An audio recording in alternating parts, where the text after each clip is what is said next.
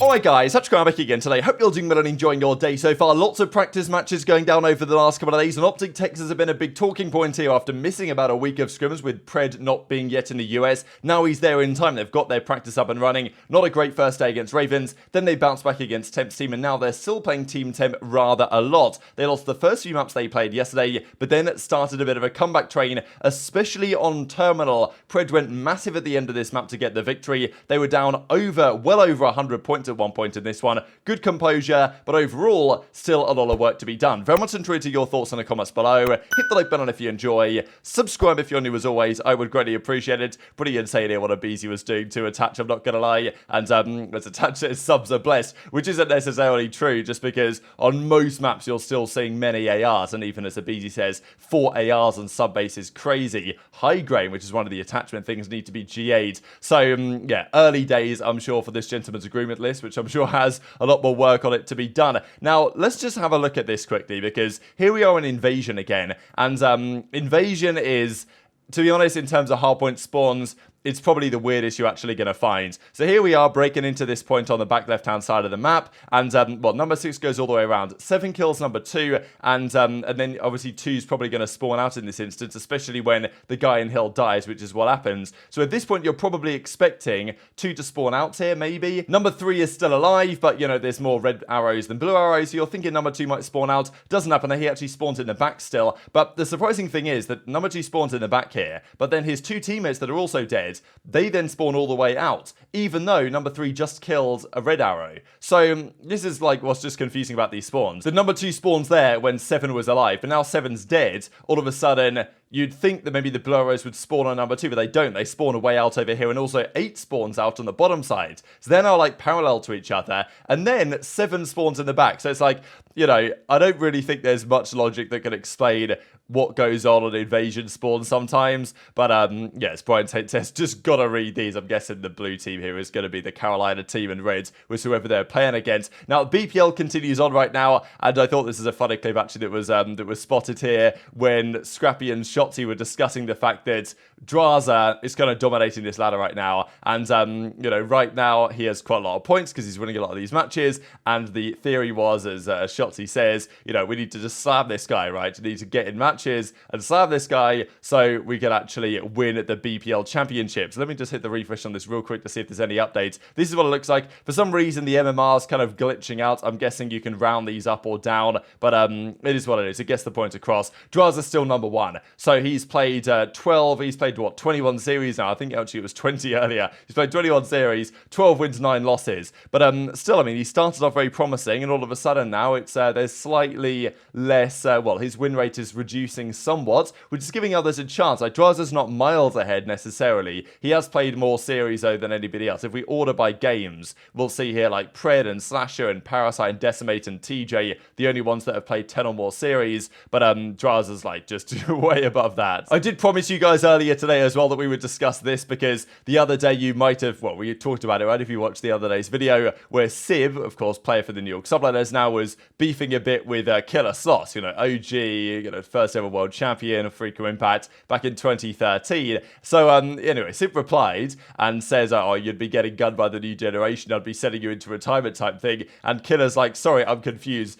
You're a pro COD player? Like, sorry, I didn't know, brother. And Sim's like, no, sir. Pick up a tool belt. Best advice I could give you before it's too late. So, fantastic from Sloss. You can't beat Sloss in a Twitter argument. It's just not going to happen. To be fair, it's kind of interesting because KiLLa decided after his career to, I think he trained as an electrician. I'm pretty sure that's what he does now. And that's the case for a lot of, like, you know, OG players, that they won some money in their time and they were phenomenal and they were the best players of their day, but they just wasn't, the money wasn't there to make it work. You know, you couldn't play for 3-4 years, win a lot of tournaments, and be set for life. Nowadays, you kind of can, because, you know, you can win the tournament money, and then you can make, you know, a massive bag in terms of salary every single year if you're smart with that, which many COD Pro players aren't, but if they are, then, you know, they can set themselves up pretty well for the rest of their life. But a lot of pro players, especially back in the day when the money wasn't the same, didn't have that same luxury. So, you know, now KiLLa and others are having to do other things. That's very commendable. But for players today like Sib, is that the same story? You know, like when Sib's career is done, which, okay, maybe he's around for another 5-10 years or whatever, and probably, let's be honest, in that period,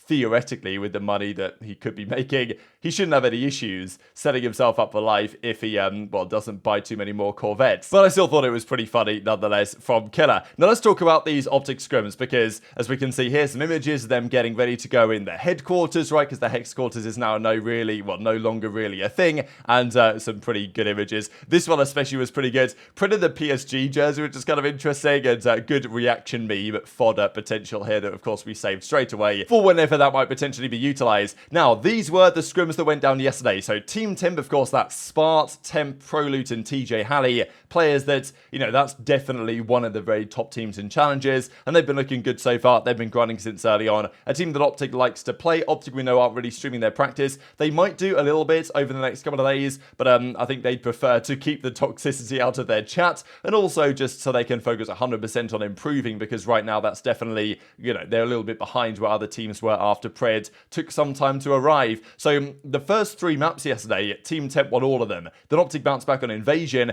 So, you know, these were pretty impressive victories from Temp's team. There's been lots of talk so far about the way OpTic is setting up. For example, I know you guys can't quite fully see this, but this top player here is Shotzzy. This bottom player here is Pred. So, again, the first map they played here on Terminal, and of course they played Terminal again in the second set, and we'll get onto that in a second. Shotzzy had 1 minute 40, Pred had 16 seconds, and that's kind of been what they've done so far, is basically having Shotzzy play the hill and Pred run around. Now, I don't know if that's the way that they will continue to go. I think they should be experimenting with this.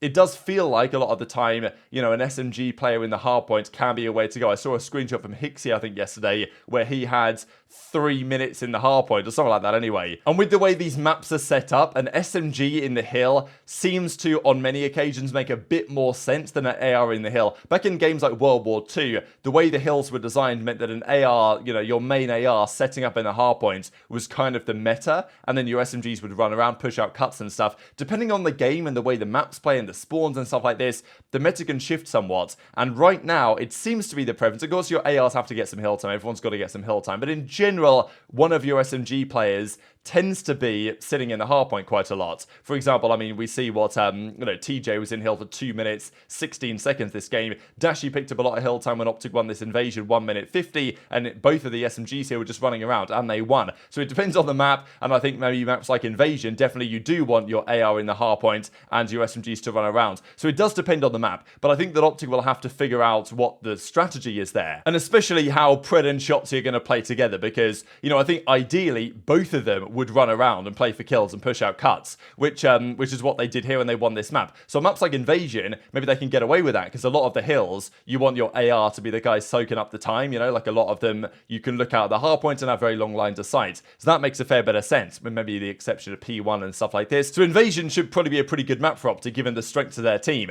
But on maps where you need one of your SMGs to soak up the time, that's where, you know, they might have a few more questions to answer. This, for example, is what was going down on Subbase, where it's Shotzzy getting most of the time here and Pred just running around. And again, you know, these type of hardpoints, really, Dashy and Kenny, your ARs, you want them to be sitting on top 3 or just standing around up top trying to get kills, and then your SMGs lay down at the time. That feels to be the way things are going. It depends. Every map is different. This map was pretty insane, actually, as well, when I think that, I mean, look at this, 168, 164, the clock ran out. Honestly, Team Temp should have probably won this. They bottled this a fair bit. Temp had 38 kills this map, but somehow OpTic brought it back, and then with a few seconds on the clock, they got out of the hard points and then let it tick down to 0. So that was a pretty impressive win from OpTic, because it looked like they were going to lose that map. This, though, was the map that everybody was talking about, the Terminal hardpoint, in the second set of rotations that they played. Because OpTic this map were down legitimately 100-0. They got bodied on the first hill, which is difficult to do, really, because it should be, you know, it's pretty rare that you get 50 plus seconds on the first hardpoint. That's what happens here for Team Temp. They then won the rotation to P2. They were up 102-0, I think. Then it went to the Plain Hill. OpTic started to bring it back, but still, they were down at one point 170 to like 55, something like that. And it looked like it was going to be a 100-point club, and then OpTic slowly started to bring the series, or bring the maps back, and eventually they took the lead and they won the map. I'll share the last couple of minutes from this. It's pretty insane, actually, from Temp's point of view, because that's what was being broadcast. That was the Subbase we saw. Then, of course, the Terminal was that insane comeback, and then OpTic went on to win the next 2 maps. So after they won that first Invasion, they then won the next 5 maps in a row, sparked in some part by this pretty insane comeback. I have the left push. I have a streak. Bomb court. Fred, one shot. I'm double naded. I died. I threw a trophy burger. Peace. Good pinch. I'm laying down. We can tell. We can tell. I have pinch. Stay down. Pinch me, bro. Pinch me, bro. Pinch me. Pinch already. I spawned up and got it. He's already out. I spawned up, bro. Alright, Charlie, Burger. He's weak, Charlie Burger. Pinch it, bro. No, one shot. Tongue off fillers too. One's Burger. Come on, dude. Oh, roster. We should go front here. We should go front. You can break from front easy. Anthony pinch. Front right, left right corner if you guys are coming from mid-hall. Found it. Oh, he's top red, and he's watching. Right corner hill. I get it. On hill, Brandon. We just toss that shit.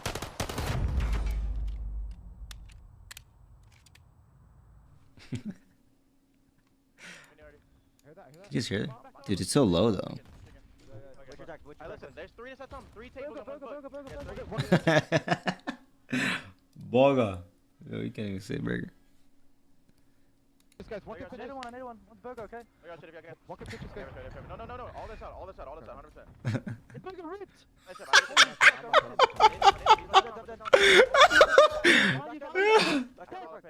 Where's the look at? Priestahh. Let's go.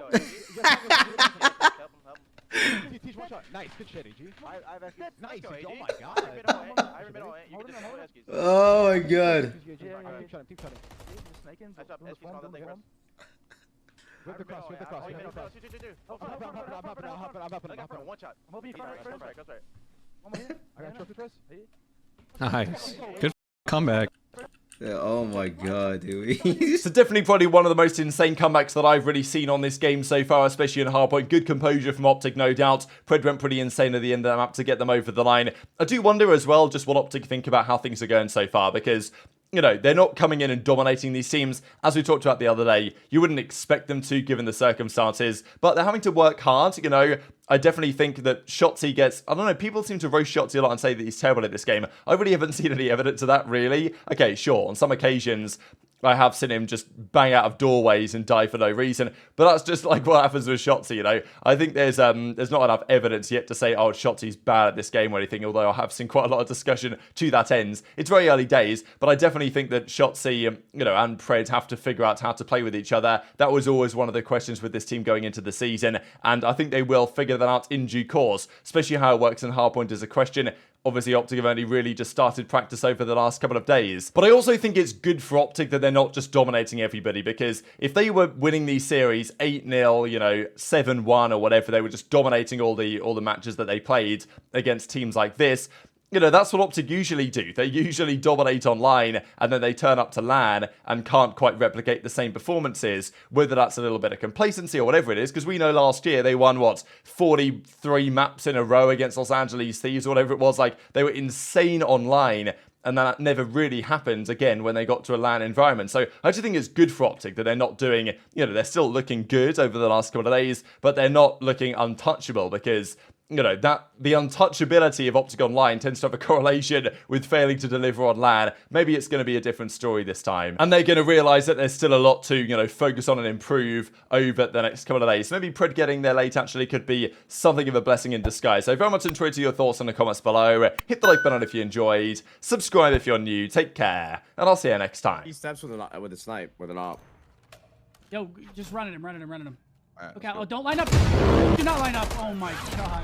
Nice shot, boys. Good shit.